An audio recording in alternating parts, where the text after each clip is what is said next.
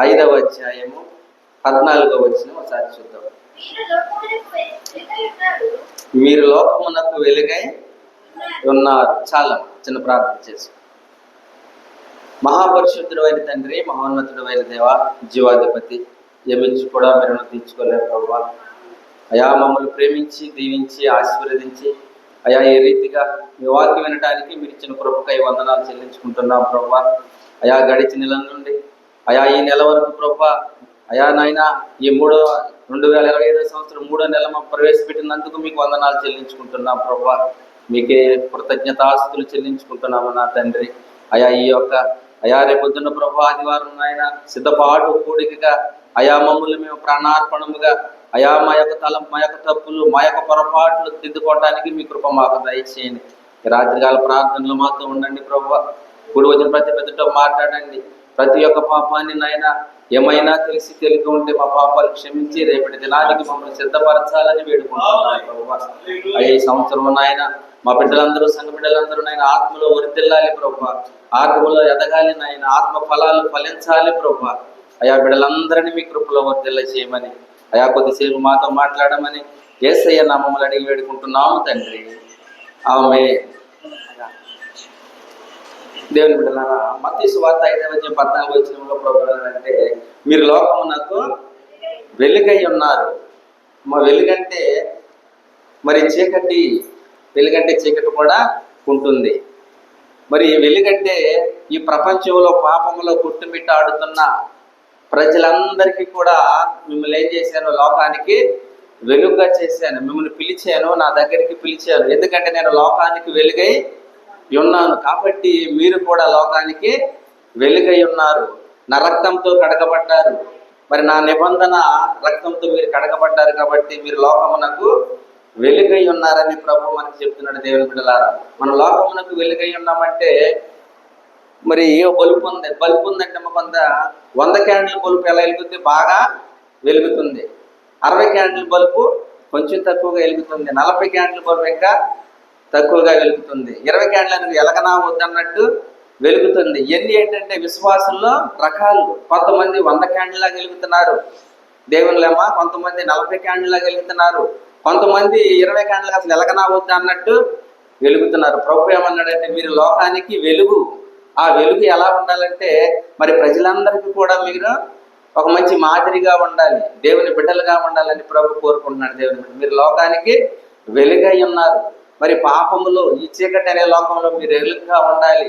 నా దగ్గరికి వచ్చిన వాడు వెలుగే కాకుండా వెలుగుగానే ఉంటాడు. దేవుని బిడ్డ పాప క్రియలు వాళ్ళ దగ్గర ఎంత మాత్రము కూడా ఉండవని ప్రభు చెప్తున్నాడు. మీరు లోకానికి వెలుగై ఉన్నారని ప్రభు చెప్తున్నాడు. దేవుని బిడ్డలారా, మరి లోకానికి మరి వెలుగు వెలుగంటే మరి వెలుగు చీకటి ఎక్కడైనా కలుస్తుందా? వెలుగుండ చోట చీకటే పారిపోతుంది. అలాగే లోకంలో జీవిస్తున్న మనం కూడా మరి లోకంలో ఉన్న కార్యాలకి లోకం నుంచి మనం తెగదెంపులు చేసుకుని బ్రతకాలి. లోకంలో నుంచి బయటికి రావాలని ప్రభు కోరుతున్నాడు. మనం వెలుగులో నడిచామని చీకటిలో మనము ఉండకూడదు. లోకానికి వెలుగని ప్రభు మనకు చెప్పాడు. మీరు లోకానికి ఉప్పై ఉన్నారు. ఎంత గొప్ప మాట దేవుని బిడ్డలారా. మరి దేవుడు మనకిచ్చిన గొప్ప మాట, మీరు లోకానికి వెలుగై ఉన్నారు. ఆ వెలుగు మరి లోకంలో తెగదంపులు చేసుకుని చీకటి నుంచి లోకంలో మనం బ్రతకాలి. చీకటి కార్యాలంటే మా శరీరాశ, నేత్రాశ, లోకం, జీవపు దమ్ ఇదంతా లోకంలో ఉన్నాయి. ఈ లోకంలో నడవకుండా నా వాక్యానుసారంగా నడిచి దేవుని కృపలో ఎదిగితే దేవుని బిడ్డలారా మనకి మరి ఈ లోకానికి మనం వెలుగుగా ఉంటామని ప్రభు మనకి తెలియజేస్తున్నాడు. మనం వెలుగుగానే ఉండాలి తప్ప చీకటిగా మనం ఉండడానికి వీలు లేదు. మనం పిలిచిన దేవుడు సర్వోన్నతమైన దేవుడు. దేవుని బిడ్డలారా, ఎందుకంటే పరలోకాన్ని నుంచి దిగి వచ్చిన దేవుడు. పాత నిబంధన భక్తుల కన్నా మనం ఎంతో శ్రేష్ఠులము. లోకానికి మనం వెలుగుగా ఉండాలని మరి మిటిమిట్లాడుతా ఏదో 60 క్యాండిల్ 40 క్యాండిల్ బల్బులాగా మనం ఉండకుండా 100 క్యాండిల్ బల్బులాగా వెలగాలి. ప్రభు కృపలో మనం వర్ధిల్లాలని ప్రభు కోరుకుంటున్నాడు. 15 ఒకసారి చదువుదాం.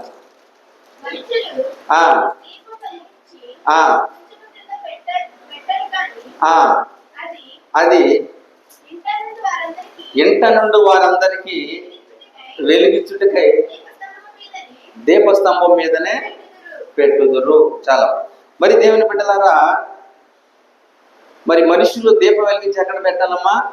మంచం కింద పెట్టకూడదు. అదేం చేయాలి? దీపస్తంభం మీద పెట్టాలి ఆ దీపాన్ని. అది మంచం కింద పెడితే ఎవరికి కూడా కనిపించరు. మరి రక్షణ పొంది దేవుని యొక్క కృపలో మనం అందరం కూడా విశ్వాసం ఉంచి దేవుని మార్గంలో నడుస్తూ మనం అందరం కూడా అందరికి కూడా వెలుగులాగానే ఉండాలి అని ప్రభు కూడా మనకంటే సహాయం చేస్తారు దేవుని బిడ్డలారా. మరి లోకానికి మన వెలుగు అన్నాడు. ఆ వెలుగు కొంచెం మంచం కింద ఉండకూడదు, కానీ ఆ దీపస్తంభం పైనే ఉండాలి. ఆ దీపస్తంభం పైన అనేకులకు మన వెలుగుగా ఉండాలి. మనవలు చూసి అనేక మంది వాళ్ళ యొక్క ప్రవర్తన జీవితాలు మార్చుకోవాలి. ఫలానా వ్యక్తి చూడండి, ఫలానా మనిషి చూడండి, ఈ లోకానికి చాలా మంచిగా ఉంటున్నాడు, మంచి పేరు తెచ్చుకుంటున్నాడు, దేవుని కృపలో వృద్ధిల్లుతున్నాడు, కుటుంబం ఎంతో దీవించబడుతుంది, బిడ్డలు ఆశీర్వదించబడుతున్నారయ్యా. కాబట్టి అందరూ కూడా మన వైపు చూసే విధములాగా మనం ఉండాలి. ఆ దీపంలాగా అందరికి వెలుగుగా, అందరికి ఆశీర్వాదకరంగా మనం ఉండాలని ప్రభు కోరుకుంటున్నాడు దేవుని బిడ్డలారా. మరి లోకానికి వెలుగు ఉన్న మనందరం కూడా మరి చీకటిలో నడవకుండా మనందరం వెలుగులో ఉండాలని ప్రభు మనల్ని కోరుకుంటున్నాడు. పథకాన్ని గురించి చదువమ్మా.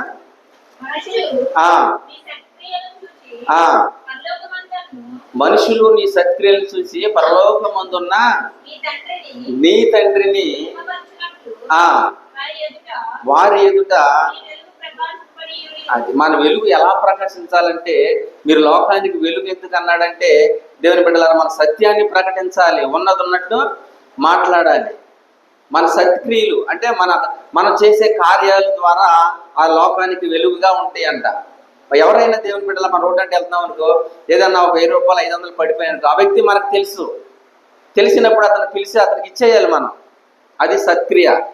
ఆ తర్వాత పోతే పోయిళ్ళ మనకి దేనికి దానికి ఉపయోగపడదు, అది సత్క్రియ కాదు, దేవుని మహిమపరిచినట్టు కూడా కాదు. ఇలాంటి అనేకమైన కార్యాలు ఉంటాయి దేవుని బిడ్డలారా, సత్క్రియ. అందుకని దావీదు కూడా అంటాడు, దావీదు సమస్త కార్యాలందు మరి సుబుద్ధి కలిగి ప్రవర్తించాడు కనుక ఆ దేవుడు అతనికి తోడుగా ఉన్నాడు. మన సమస్త ప్రవర్తన యందు సుబుద్ధి కలిగి జీవించాలని ప్రభు కూడా మనల్ని కోరుకుంటున్నాడు దేవుని బిడ్డలారా. ఈ లోకానికి వెలుగుగా, మరి ఈ లోకానికి మనము ప్రభు ఒక వెలుగుగా ఉంచాలనుకున్నాడు తప్ప చీకటిగా మనము ఉండకూడదు. ప్రభా మరి వెలుగుగా అన్నావు ప్రభా, మా పరిస్థితులు, మరి కుటుంబ పరిస్థితులు, మా సమాజ పరిస్థితులు, మేము ఎప్పుడు కూడా బాధగా వేదనగా శోధనగానే ఉంటున్నాం ప్రభా అని మనం బాధపడవచ్చు.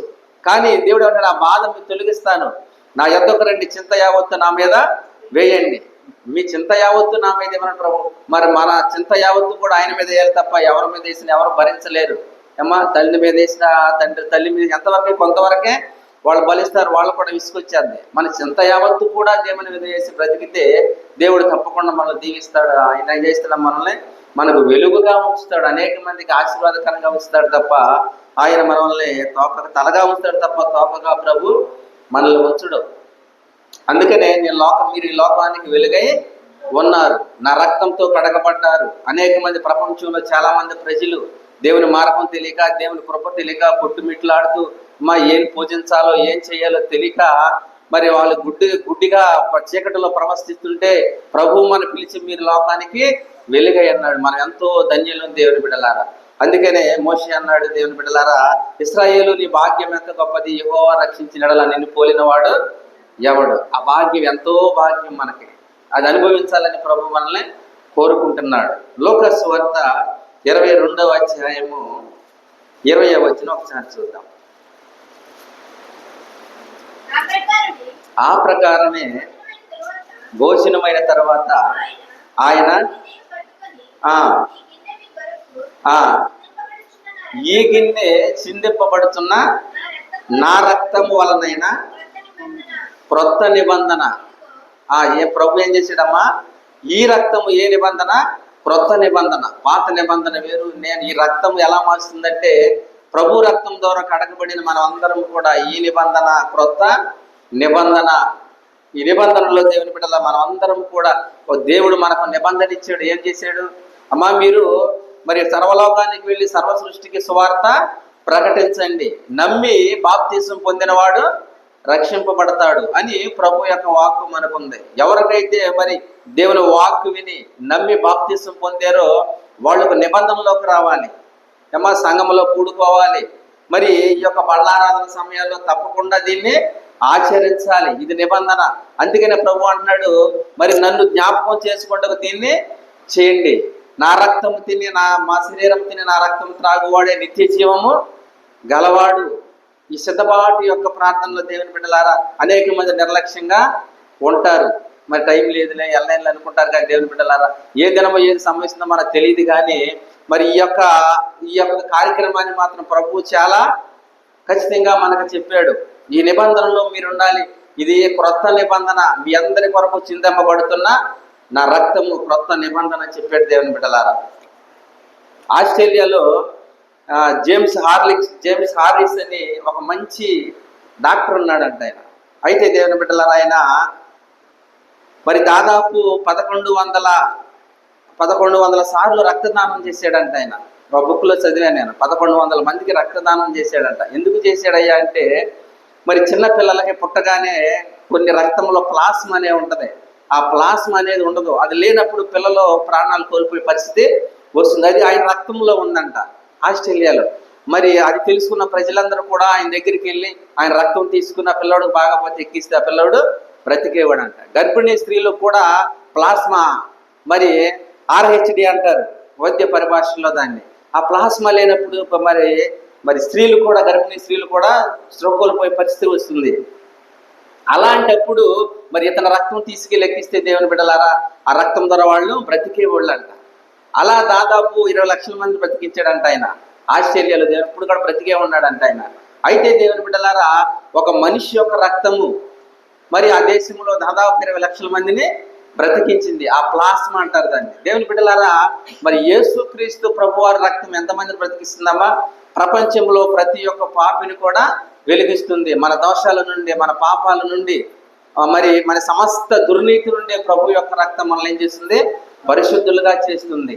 అందుకనే ప్రభు అన్నాడు దేవుని బిడ్డలారా మరి పాపము లేని వాడు అయితే మనమే మోసపుచ్చుకున్న వాళ్ళు అన్నాడు. మీలో పాపము లేదేమని మీరు ఎవరు పడటానికి వీలు లేదు, మనమే మోసపుచ్చుకుంటామని ప్రభు చెప్తున్నారు. మన పాపాలు ఒప్పుకొని ప్రభు దగ్గర పశ్చాత్తపడి ప్రభువా ఇంతకాలం మీ కృపలో మమ్మల్ని దీవించావు, ఆశీర్వదించావు ప్రభువా, నీ నిబంధనలకు మమ్మల్ని పిలిచేవు, మమ్మల్ని వెలుగుగా పిలిచేవు ప్రభువా, మీ మందిరంలో రావటానికి ఇది మీ కృప, మీ సన్నిధి ప్రభువా.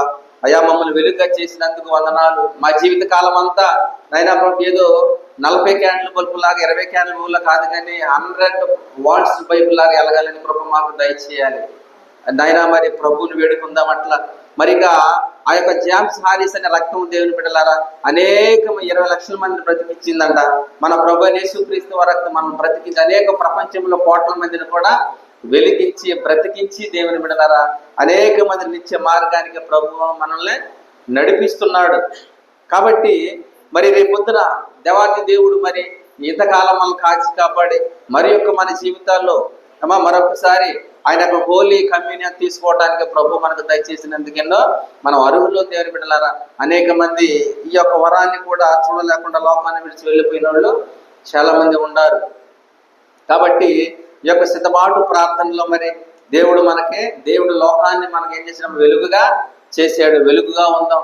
వెలుగు చీకటి ఎప్పుడు కలిసి ఉండవు. కాబట్టి లోకంలోంచి మనం ఏం చేయాలి? తెగదంపులు చేసుకుని బ్రతకాలి. నేను ప్రభు నామాన్ని గణపరుచుకుంటూ ప్రభుని ధ్యానించుకుంటే ఉండాలి తప్ప లోకంలో చేయగలిపి మనము ఉండకూడదు. ఒక ఆయన అంటాడు, అయ్యా మరి దేవుడి పనులు దేవుడియే, లోక పనులు లోకమయ్యే. మనకి ఏదైనా ఆపద వచ్చిందనుకో మరి లోకానుసార్లు కూడా ఆశ్రయించాలంటాడు ఒక ఆయన. దేవుని బిడ్డలంతా మంచిదే ఎంతవరకు అంటే అంతవరకే ఉండాలి. కానీ మనం దేవుడు ఏమంటున్నాడంటే మీ చింత యావత్తు నా మీద వేయమని, ఆయన మీద వేయాలి తప్ప లోకం మీద వేస్తే మనం సగం లోకంలో ఉంటే మనం పూర్తిగా వెలుగులాగా ఉండలేము. అందుకే దేవుడు మనల్ని స్థిరపరిచి మరి ఆయన కృపలో వర్తిల చేయాలని కోరుకుందాం. దేవుని బిడ్డలారా లోకానికి వెలుగుగా మనం దీవించిన దేవుడు రాబోయే కాలంలో బహుగా అనేక మందికి ఆశీర్వాదకరంగా మరి దీపం వెలిగించి ఎవరో కొంచెం కింద పెట్టరు కానీ దీపస్తంభం మీద పెడతారు. మరి దేవుడు మనం వెలిగించాడు. మనం అనేక మంది వెలుగుగా ఉండాలి. మన ప్రార్థన చేస్తూ ఉండాలి. మనం వెలుగుతూ ఉండాలి. దేవుని బిడ్డలారా సమరస్త్రీ చీకటిలో ఉన్నప్పుడు ప్రభు ఏం చేశాడమ్మా? ఆ చీకటి కాడికి వెళ్ళాడు. చీకటి కాడికి వెళ్ళినప్పుడు దేవుని బిడ్డలారా ఆ సమరస్త్రీ దేవుని యొక్క మాటలకు లోబడింది. నువ్వు ప్రవక్తవని నేను ఎరుగుతున్నాను ప్రభు అందే. దేవుడికి లోబడింది, దేవుడి మాట అంగీకరించింది. దేవుని బిడ్డలారా ఆమె కూడా ఆ సమరయ ప్రాంత ప్రజలందరికీ కూడా వెలుగుగా మారింది. ఆ ప్రజలందరూ కూడా మారారు దేవుని బిడ్డలారా. మరి ఎప్పుడైతే ఒక్క స్త్రీ కోసం ప్రభు వెళ్ళాడో ఆ ప్రాంత ప్రజలందరూ కూడా వెలుగుగా ప్రభు సన్ని దగ్గరికి వచ్చి అయా నువ్వు రాబోయే రక్షకుడు అని నువ్వే రక్షకుడు అని దేవుణ్ణి కనపరిచారు, దేవుణ్ణి మహిమపరిచారు. ఈ లోకంలో మరి అందరూ పాపం చేసి దేవుడు అనుగ్రహించే మహిమను పొందలేకపోతున్నారు. అందరు అనేక మంది పాపం చేస్తున్నారు, కానీ అయినా మేము వాళ్ళకి పశ్చాత్తాపము లేదు. అయ్యా మేము పాపం చేయలేదు అనుకుంటున్నారు, దేమాగే ఉంటున్నారు తప్ప పశ్చాత్తాపం వాళ్ళు లేదు. ఏ భేదము లేదు, అందరూ పాపం చేసి దేవుడు అనుగ్రహించే మహిమను పొందలే. ఆ దేశం లేదు, ఈ దేశం లేదు, స్త్రీ లేదు, పురుషులు లేదు, చిన్నవాడు లేడు, పెద్దవాడు లేడు, అందరూ కూడా పాపం చేసి దేవుడు అనుగ్రహించే మహిమను పొందలేకపోతున్నారు.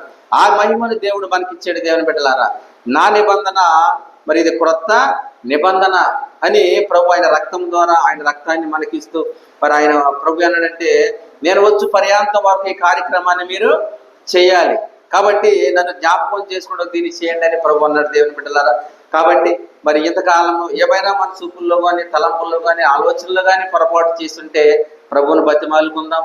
రేపు మరి హోలీ కమ్యానికి మనం సిద్ధపడదాం. మరి రాత్రంతా ప్రభువుని కనపరుచుకుందాం. అట్టి కృప దేవుడు మనకు దయచేయును గాక.